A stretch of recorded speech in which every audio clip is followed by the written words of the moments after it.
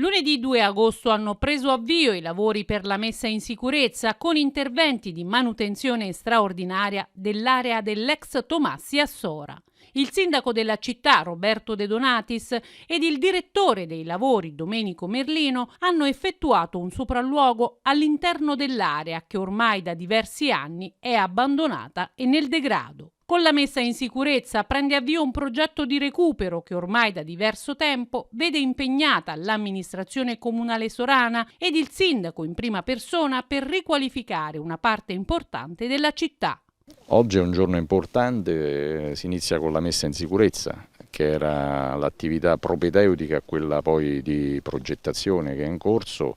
ma di una progettualità sulla rigenerazione di questo posto che parte da 4 anni. Quindi un lavoro importante sul quale io personalmente questi anni mi sono speso, nel quale ho creduto fortemente, perché una rigenerazione urbana che passasse attraverso una diminuzione della cubatura, soprattutto della parte che si trova qui in prossimità di via Buozzi, che sarà demolita per dare spazio a superfici di verde pubblico e parcheggi, e invece la parte del complesso del PRU San Giuliano, ex Tomassi, che invece sarà dedicata ad attività private al piano terra, con però la presenza già di alcune parti ad uso pubblico come il centro preparazione pasti e l'ingresso alla scuola nei piani superiori, che ospiterà circa 600, tra i 600 e i 700 studenti. E quindi un giorno importante questo, che è simbolo di degrado. Qui hanno perso la vita 2 giovani del nostro territorio che tragicamente sono scomparsi qui, quindi da simbolo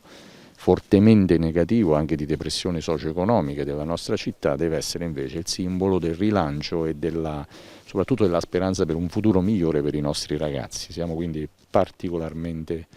soddisfatti.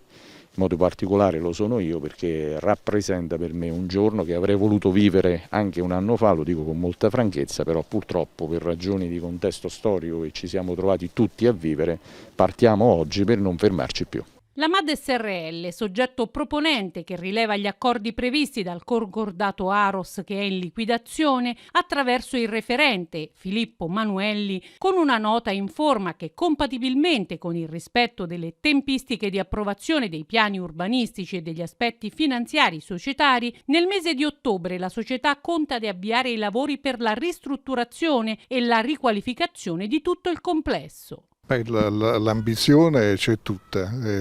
credo anche la capacità, la volontà. È un peccato che per tanti anni la città di Sora ha dovuto subire un livello di degrado così elevato. Quindi è ora il momento di intervenire. Abbiamo iniziato con la messa in sicurezza, faremo anche il ripristino della situazione ante il momento in cui c'è stato il blocco dei lavori, metteremo un po' tutte le carte a posto e con diciamo, l'intervento privato coniugato anche con la volontà pubblica credo che riusciremo a ridare alla città un prodotto che valga la pena e che possa dare veramente anche un auspicio, diciamo, per il futuro della città.